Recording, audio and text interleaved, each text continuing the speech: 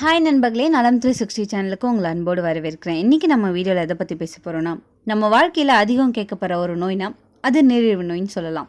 தமிழில் அதை கண்டு பயந்து சொல்வாங்க சர்க்கரை நோய் அப்படின்னு. நம்ம சாப்பிட்ற உணவு தான் இந்த நோயை கட்டுப்படுத்தும். அதோட மோசமாக்குறதும் அந்த சாப்பாடாக தான் இருக்கும். நம்ம இன்றைக்கி வீடியோவில் இந்த நீரிழிவு நோயாளிகள் என்னென்ன உணவுகளை தவிர்க்க வேண்டும் அப்படின்றத பற்றி தான் பேச போகிறோம். எந்தெந்த உணவுகளை அவங்க சாப்பிடணும், எந்தெந்த உணவுகளை அவங்க சாப்பிடக்கூடாது, அப்படி சாப்பிடக்கூடாதுன்னா அவங்க ஏன் அதை சாப்பிடக்கூடாது அப்படின்றத பற்றி இன்றைக்கி நம்ம தெரிஞ்சுக்க போகிறோம். அதுக்கு முன்னாடி நலம் 360 சேனலை சப்ஸ்கிரைப் பண்ணாதவங்க சப்ஸ்கிரைப் பண்ணிக்கோங்க. மறக்காமல் பக்கத்தில் இருக்க பெல்லைக்கானை ப்ரெஸ் பண்ணிக்கோங்க. வாங்க வீடியோக்குள்ளே போகலாம். ஃபர்ஸ்ட், நீரிழிவுனா என்ன? நம்ம உடம்புல இன்சுலின் அப்படிங்கிற ஹார்மோன் இருக்குது.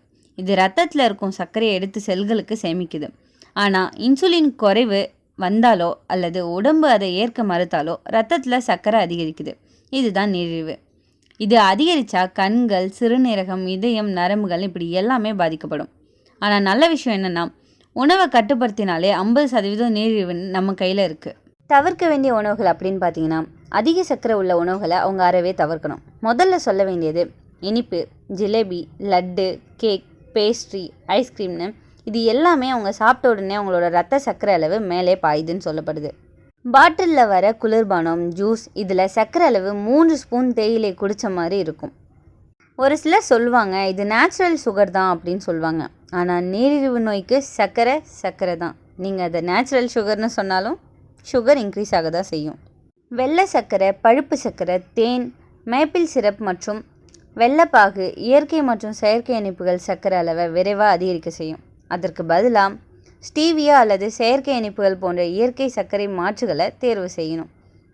டிரான்ஸ் கொழுப்புகளை தவிர்க்கணும். காய்கறிகள், எண்ணெய் நிறைஞ்ச உணவுகள், வறுத்த உணவுகள் மற்றும் பகுதியளவு ஹைட்ரஜனேற்ற எண்ணெய் டிரான்ஸ் கொழுப்புகள் லிப்பிட் சுயவிவரங்கள் சீர்குலைச்சு கெட்ட கொழுப்பை அதிகரிக்குது, நல்ல கொழுப்பை குறைக்குது.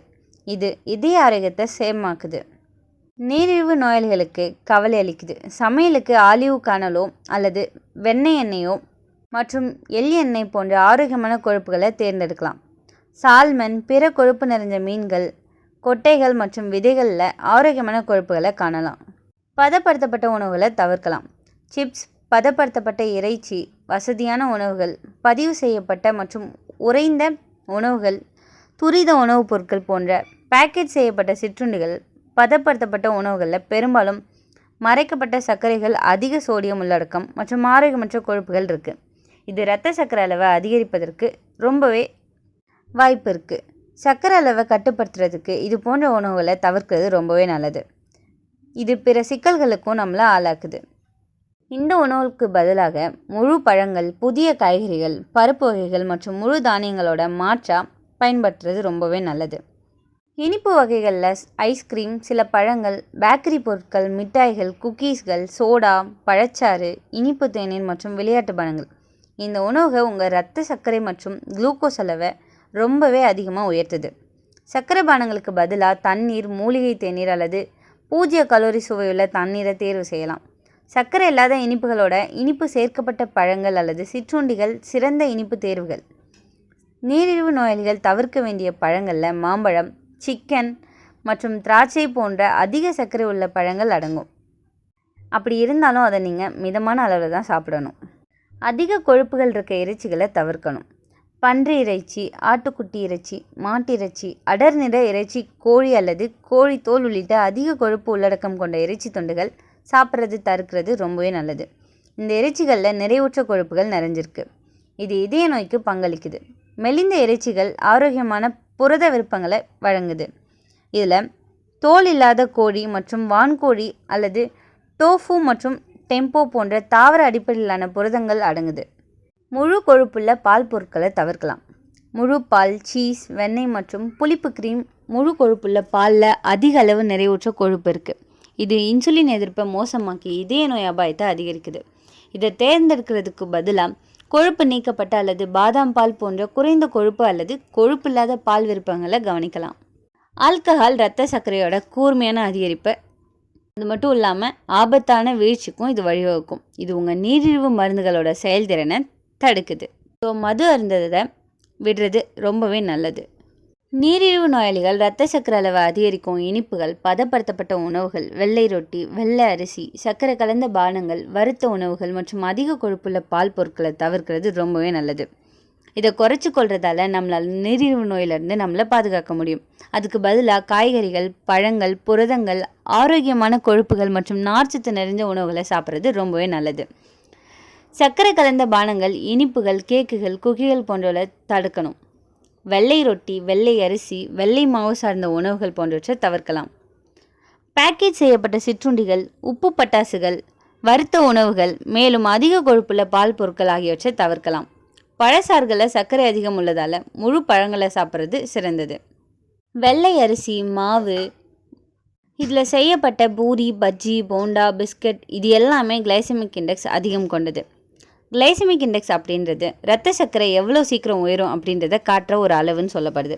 பீட்சா, பர்கர், நூடுல்ஸ் இது எல்லாமே இரத்த சர்க்கரையை ஒரு ரோலர் கோஸ்டர் மாதிரி மேலே தூக்கி விட்டுரும். வடை, சமோசா, பஜ்ஜி, சிப்ஸ்னு பொரிச்ச உணவுகளை நம்ம சாப்பிட்றதால இது சுவையாக இருக்கும். ஆனால் சாப்பிட்ட உடனே வயிறு சும்மா இருக்காது.